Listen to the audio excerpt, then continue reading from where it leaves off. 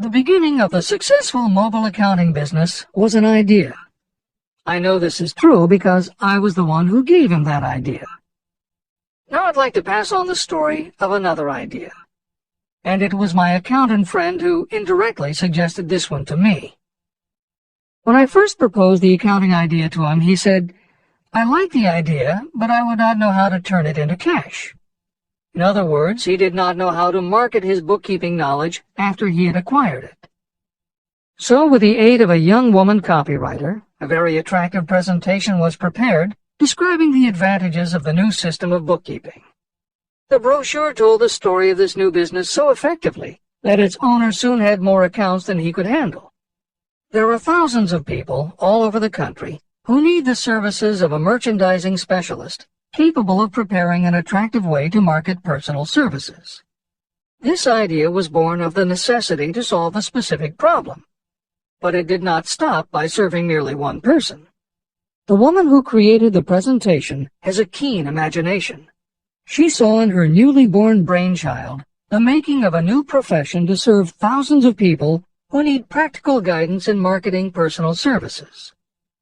Spurred to action by the success of her first prepared plan to market personal services, this woman turned to solving a similar problem for her son.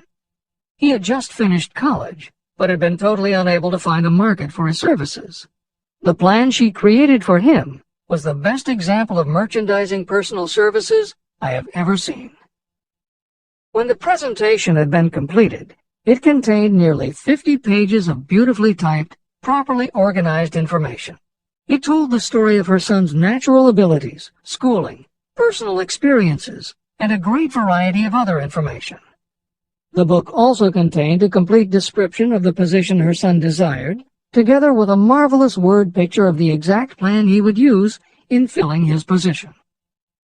The preparation of the presentation required several weeks of her time, during which she sent her son to the public library almost daily to get specific data needed to sell his services to best advantage. She also sent him to all the competitors of his prospective employer, where he gathered information concerning their business methods.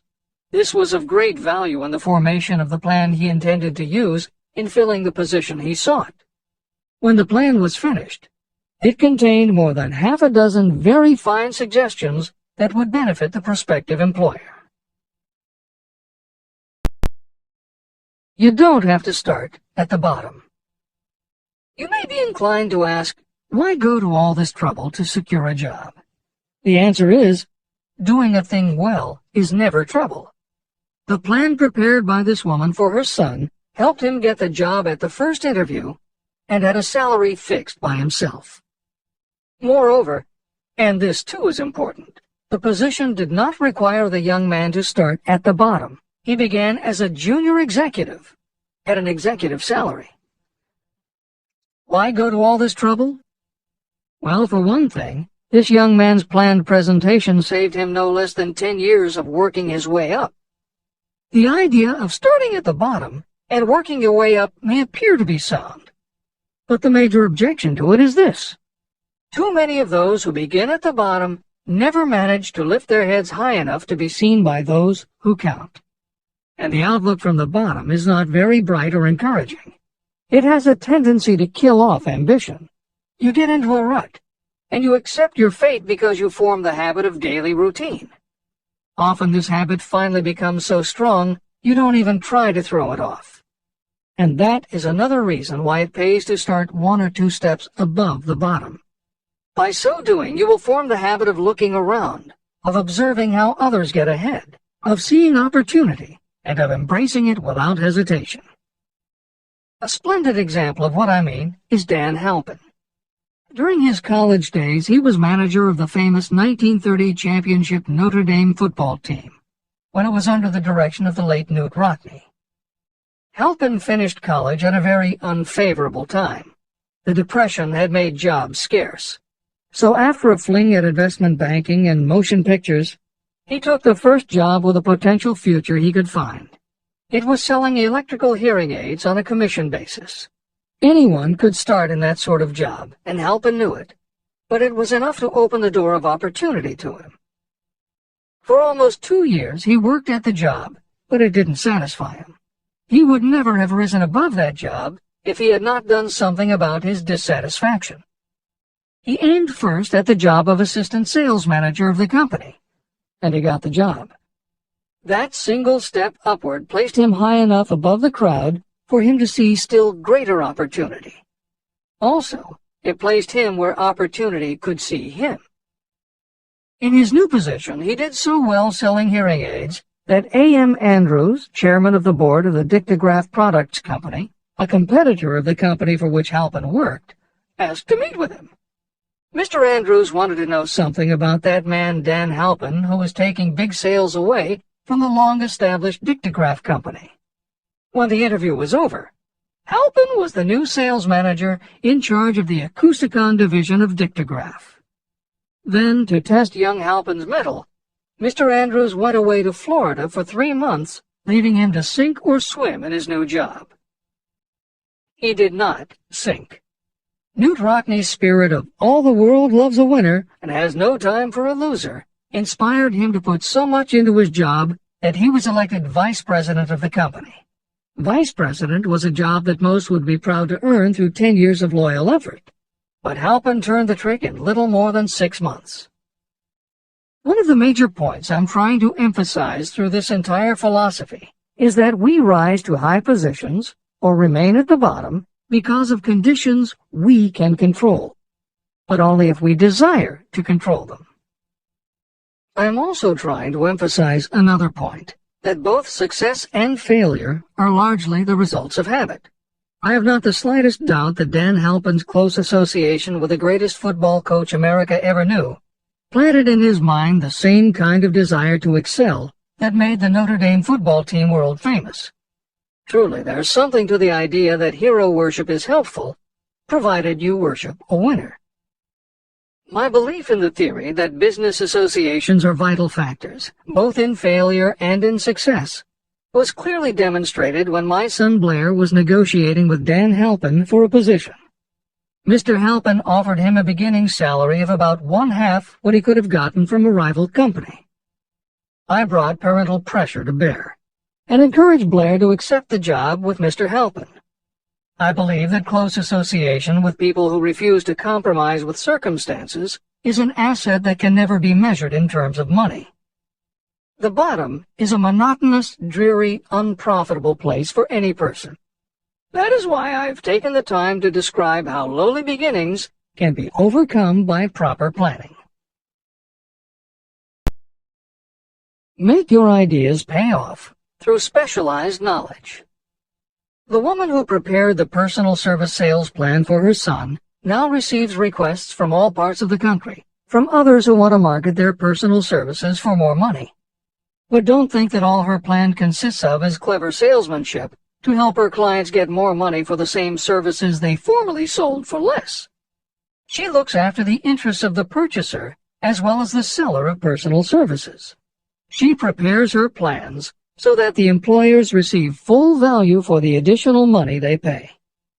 If you have the imagination and seek a more profitable outlet for your personal services, this suggestion may be the stimulus for which you have been searching.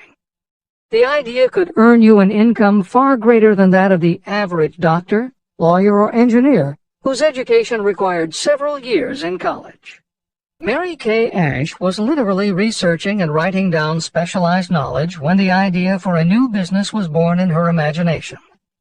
Mary Kay had quit her job as a very successful sales manager in the gift business because she had become discouraged by seeing the men she had trained earning more and being promoted ahead of her. She decided to write an advice book for career women, but as she assembled the knowledge women would need to get ahead, she realized she was writing a business plan for the kind of business she would like to run.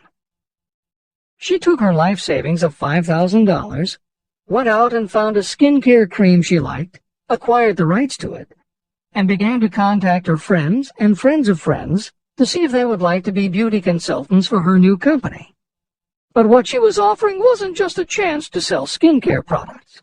It was a very imaginative combination of philosophy and opportunity that gave women the chance to achieve both personal satisfaction and financial success. The company showed a modest profit in its first year, and continued to grow each year until, by the beginning of the 21st century, there were over 1 million independent beauty consultants in 30 countries, with wholesale sales of more than $1.5 billion. 3 times, Mary Kay Cosmetics was named as one of the 100 best companies to work for in America, and Lifetime Television Network named Mary Kay the businesswoman of the century. She became one of the most in-demand motivational speakers and the best-selling author of 3 books. Neil Balter also started his company based on specialized knowledge and imagination. He got his specialized knowledge from his job as a carpenter's apprentice. His imagination came into play the day he was hired by a customer who wanted to clear up a messy closet by having shelves installed. Now that kind of job must have been offered to thousands of carpenters, but not one of them had the imagination to see in it what Neil Balter saw. When he finished the work, Balter didn't just see nicely fitted shelves. He saw that he had created a solution for a problem that was common to every household in America. He took the money he earned from the job and started his own business, California Closet Company, which specialized in shelves and fittings designed to attractively organize closet space for maximum efficiency. But Balter's imagination didn't stop once he had his own business up and running. Now he could imagine an even bigger operation. So he went out to find new specialized knowledge about operating and franchising a business. Neil Balter had licensed more than 100 California closet franchises when Williams-Sonoma offered to buy the company for $12 million. Lillian Vernon's specialized knowledge was in an area that many women had, but they didn't have the imagination she had. To quote from her autobiography, An Eye for Winners, "Handbags. I knew about those. Why not sell them? And belts to match. Didn't every teenage girl strolling along the street anywhere in the United States sport a handbag and belt? And my handbags would offer something special. Each one would be personalized with initials. I knew with absolute certainty that teenagers would go for items that made them feel unique." She believed enough in her idea that she spent $495 to take a small ad in 17 magazine. The ad brought in $32,000 in orders. That was when Lillian Vernon started to gather other specialized knowledge about renting space, manufacturing products, warehousing, and shipping, all of which she'd need to grow her idea of bags and belts into a direct response business featuring a whole array of distinctively monogrammed items. Within a few years, she needed more specialized knowledge about product photography, layout, printing, and direct mail, as she imagined having her own catalog. She started by mailing a 16-page black-and-white catalog to 125,000 customers who had bought products from her in the past. At the beginning of the 21st century, Lillian Vernon was still picking the merchandise and overseeing the design of her catalogs, many of which now run well over 100 full-color pages, are mailed to millions of people many times each year, and generate approximately $250 million in annual sales. There is another story about gathering specialized knowledge that is so good we will use it to conclude this editorial comment. It actually comes from the Napoleon Hill archives, and although he did not include it in Think and Grow Rich, he often used it as an example in his lectures and seminars. There was a young man who started out working for the railroad in 1893 as a machinist at 5 cents an hour. He was always taking courses and learning what he could about steam engines, and by 1905 he had worked his way up through the ranks until he was superintendent of motive power for Chicago Great Western in Oline, Iowa. Then he did something that must have made his friends think he had taken leave of his senses. He was attending the Chicago Automobile Show when a red and white locomobile caught his attention. He put up his life savings of $700 and convinced a friend to co-sign a loan for $4,300 so he could buy the car. He promptly took it home, put it into a shed, jacked it up, and proceeded to take it apart piece by piece. Then he put it back together again. Then he took it apart and put it back together again. After doing that a few more times, he had learned what he wanted to know. And that was how Walter P. Chrysler gathered the specialized knowledge he needed to get himself out of railroading and into the automobile business.